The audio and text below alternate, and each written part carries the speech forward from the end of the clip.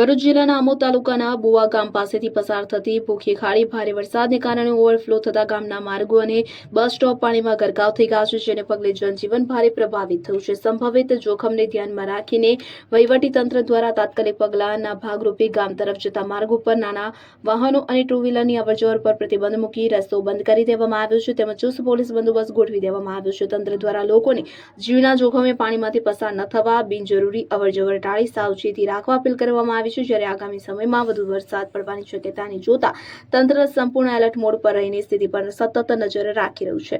રંગબીની જાકીર, ભરૂચ। હવે જુઓ દેશ દુનિયાની તમામ ખબરો તમારી આંગળીના ટેરવે। ઉઠાવો મોબાઈલ અને ગૂગલ પ્લે સ્ટોર પરથી ડાઉનલોડ કરો અમારી CN24 ન્યૂઝ મોબાઈલ એપ।